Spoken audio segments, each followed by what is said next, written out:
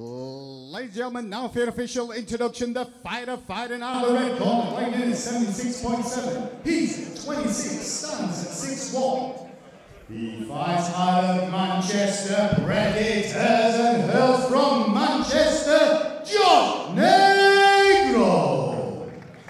And his opponent fighting out of the blue corner, weighing in at 74.4. He's at 23, stands 5'10". He fights out of Nottingham MMA and hails from Nottingham, Conor Tetley. Your referee, Mr. Paul Crossman. All ladies and gentlemen, cage is clearing for this amateur welterweight contest. Conor Tetley fighting out of the blue corner. He's in the gray shorts representing Nottingham MMA as he takes on Jorge Augusto, the Manchester Predator, in the black and white patterned shorts. Coming out heavy with a right hand was Tetley, and immediately in on that single leg, Danny. Yeah, I mean, it was a good decision to shoot to the single leg. He threw one right.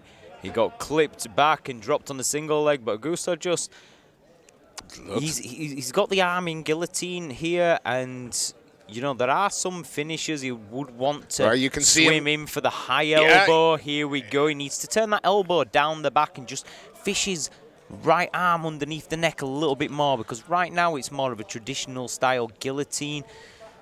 In this position though, pulling guard, not the smartest in MMA, but he could use but surely, you know, if he thinks he's got a bite on that neck, surely pulling guard would help finish it. It's not worth it when we're looking at percentages of guillotines versus guillotines finished. Fair enough. It's really not worth it. You would want to be in that you see where he's got his left leg over the back? Yep. If he was to take that through and maybe use it as a butterfly to sweep his opponent to the controlled side, then he could end up on top. MMA, sacrificing a good position to be on your back is not, unless there's 10 seconds left in a round and you're just going, you know, you're going balls in and you're throwing everything at it.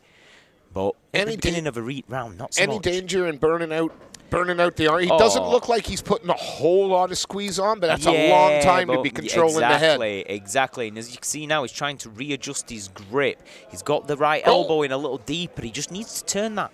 He needs to clear. That's it. You see how I said, turn the elbow down the back. And if you can't get that, maybe go to a prayer-style choke. That looks tight. No, again, Paul Crossley just checking. Yeah, Tetley needs to be fighting the hands. He needs to be throwing the shoulder over or something just to pull the weight of Augusto down. Is it a case, though, that if he moves his hands, it's just going to tighten it up and lock it in? Not necessarily, because, you know, as a rule of thumb, you know, if somebody attacks your neck, you protect your neck, right? I mean, this is a lot of energy here by the built Augusto, though. Yeah, I mean, and Augusto's he's a powerhouse. Look at the muscle, but muscle tires. Yeah, well, has given up on. Is he looking to go back right back for it? That's it. Now, trying to swim that arm in. Oh, could prove it, but just here, if you could just switch to the high crotch and get him off his feet. Now that's where you don't want to end up if you're Tetley, because you've just fallen into guard with your head trapped in the middle, and that's what I was. Yeah, off the high crotch. If you'd just taken the legs left or right, it would have been a lot better. But there's 10 seconds left in the round now, and I'm guaranteeing Augusto doesn't have the same squeeze as he did in when he was 10 seconds in. Absolutely, and it's going to be very interesting to see what he's got in those arms on his feet. Now, that's one of those rounds that could be perceived as tricky to score. 10-8, right? Really isn't. Wouldn't that, you were defending a submission for 2.5 minutes. But to the untrained eye, he's been pinned up against cage for, you know, and was the arm in? Was it an actual submission attempt? So what are we going to declare as an attempt? Are we going to declare as an attempt as, well, okay, I'm going to grab your arm. Surely I've just attempted a Kimura, right? Oh, no, you know what I mean? That arm was not in position for it to be an actual submission, right? It's gonna. I would say you would have to be one hell of a judge not to have scored that completely 10-9 one way. But in terms of, there was no stand up. There was one There were shot. two shots, one from each side. And everything else was submission defense. Yes. From interesting. We'll see what happens in Yeah, this now round. if the grips are under the neck, then that's a submission attempt. If the grips aren't quite and they're across the jaw, which is why he wasn't finishing it it's for a 3 schoolboy minutes. headlock. It's a schoolboy headlock that he's using as a takedown defense. So who do you score that to? Yeah. We'll see if we go straight back to the grappling from the Manchester Predator. But Tetley threw a wild leg kick and missed. Augusto just coming back with a nice lead leg roundhouse to the body. Just popping it out there, but nice solid jab. Yeah, left hand found a home and immediately in on the takedown is Conor Tetley, and immediately looking to attack the neck again. But is he? He's looking to defend. He didn't have anything on the neck, but gets the roll over.